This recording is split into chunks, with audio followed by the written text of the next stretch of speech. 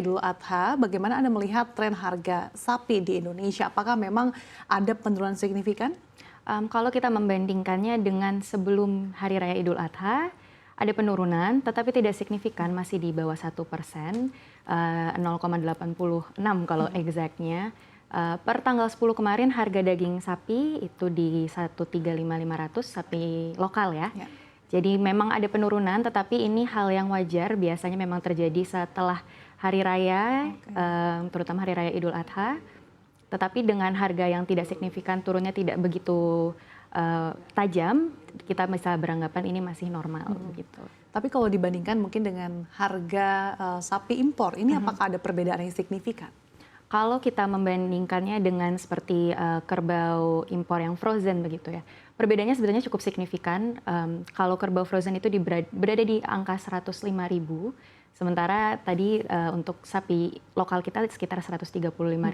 Keduanya sebetulnya berada di bawah harga acuan pembelian ya, penjualan HAP, sehingga memang perlu dipantau. Tetapi kalau kita melihat perbedaan harga memang ada, dan ada kemungkinan juga konsumen bisa beralih ke kerbau impor kita yang frozen karena tawaran harganya yang lebih baik begitu Mbak Sasa. Untuk preferensi konsumen ini juga apakah ada pergeseran? Kalau preferensi konsumen setelah Idul Adha ini, sebetulnya kalau pergeseran tentunya ada ya, karena kita kan melihat konsumen pasti ada jenuhnya juga, lalu stok di rumah pasti juga banyak. Tetapi kalau kita melihat protein lainnya seperti hewani ataupun nabati, sejauh ini harga pun masih seperti ayam itu masih di bawah harga eceran tertinggi, lalu telur juga stabil. Yang sedikit ada kenaikan itu ada beberapa di ikan, tetapi tidak signifikan juga. Sehingga kami lihat mungkin untuk perubahan perilaku dan demand konsumen tidak banyak perubahan juga, hanya lebih ke karena sebetulnya sapi kita ini sedang dalam kondisi surplus, maka dari itu harganya juga sedang mengalami penurunan begitu, Mbak Sasa. Nah, dengan surplusnya sapi, apakah memang penyebaran pasokan sapi ini cukup tersebar baik dari peternak maupun rumah potong? Kalau kita melihat harganya yang menurun, mungkin memang iya tersebar. Tetapi kami rasa surplus tahun ini cukup banyak. Kita surplusnya 1,1 juta ya, ekor sapi. Sehingga untuk distribusinya memang menurut kami sebuah tantangan. Dan untuk menjaga kestabilan harganya pun cukup menjadi isu yang juga harus diperhatikan begitu Mas. Jadi fenomenanya saat ini justru jumlah ketersediaan sapi surplus gitu. Betul. Tapi kalau dibandingkan tahun-tahun sebelumnya, apakah memang terjadi surplus serupa atau seperti apa? Tahun ini cukup tinggi kalau kita lihat surplusnya dibanding data historis sebelumnya. Tetapi kalau kita melihat populasi sapi, sebetulnya kita mengalami penurunan.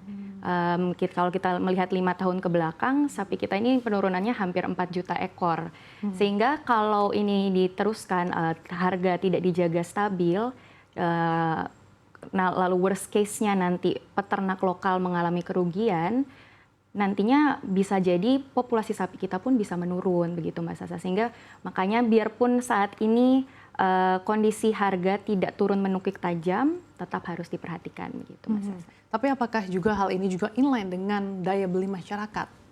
Tentunya iya, karena kembali lagi tadi harga yang kalau kita melihat ada pilihan harga lain yang lebih baik seperti kerbau impor yang beku begitu, atau beralih ke protein hewani lainnya, tentu kemampuan daya beli masyarakat apabila dalam kondisi menurun pastinya akan memilih ke pilihan lainnya.